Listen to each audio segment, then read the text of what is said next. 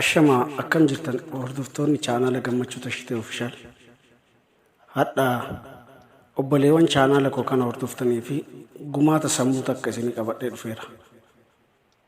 Innis waa'ee qabeenya qabaan badeeti. Qabeenyi qabaa barbaada. Sana dura qabeenya ni qabda? Ni qabda. Qabeenya qabaachuun kee wal nama mormisiisu.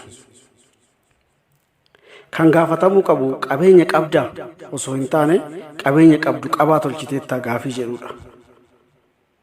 Sababni isaa qabeenya ni qabda waan ta'eef. Qabeenya ati qabdu inni dura nama taatee uumamuudha.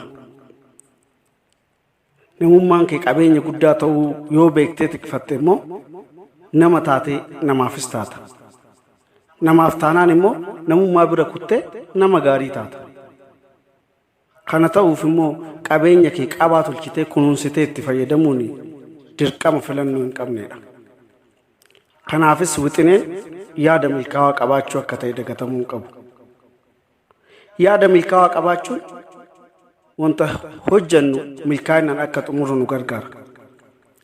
Namoonni yaada sirrii qabanii rakkoo isaan mudatu kamiifuu haala salphaa ta'een furmaata argatu. Faallaa kanaatti immoo kanneen yaadni isaanii sirrii hin taane kufaatiif haala salphaan saaxilamu. Kufaatiin isaanii faana isaanii jala jira. Yeroof haala kamiin keessattuu yaada sirrii qabaachuun daandii milkaa'ina keenyaati. Kanaaf sammuu milkaa'aa guddifachuun immoo tarkaanfii keenya jalqabaati. Ilaalchi gaariin dhalootaaf riqicha ta'u namoota gaarii qabaa qabeenya isaanii itti beekan keessa jira.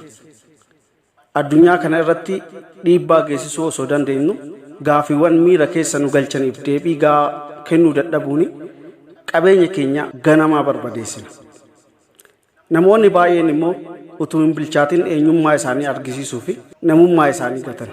Sababni isaas namni miira isaatiif garbicha yoo ta'e qabeenya keessa isaa jiru eeggachuu hin danda'u. Qabeenyi guddaan eenyullee hin beekne kan ati qofti beekuu qabdu si keessa jira. Bara namni jireenya dhiisee bara laakkaa'aa jiru kanatti amala qabeenya keetiif eegduu ta'uun kudhaamamtee kaayyoo uumamteef jiraachuun innumtuu qabeenya guddaadha. Amalli ati qabdu qabeenya kee qancarsuu danda'a. Amala qabeenya kee qancarsuu danda'u of keessaa baasi. Bara namni waan qabuu miti ofiisaa qabuu dadhabe kanatti ati immoo of qabii qabeenya gaarii si keessa dhokatee jiru baafadhu itti fayyadami. Qabeenya guddaa si keessa jiru qabachuu dadhabuu keetiin qabeenya guddaa si keessa jiru ajjeesuu irra ofii keetii lubbuun darbu wayya. Jiraa du'aa baatee deemuu hin ta'in. Waan qaban sirriitti qabachuu dadhabuun salphina.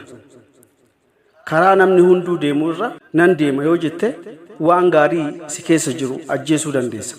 Jireenyaa fi adeemsa albuuda si keessa jiruuf karaa ta'u qabadhu.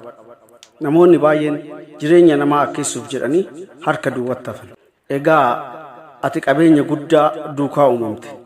Qabeenya guddaa kana qabattee immoo ona qabeenya kee balleessu keessa hin taa'in. Addunyaa kanarratti namni qofaa isaa bakka guddaa ga'e hin jiru. Kanaafuu nama waliin jiraachuu bari. Kunis ati mataan kee qabeenyaadha. Amala waan qabdu sirriitti kunuunsee sii qabuu danda'u qabaadhu. Kun dhaamsa koo hadhaati. Subscribe. Gammachuu Official.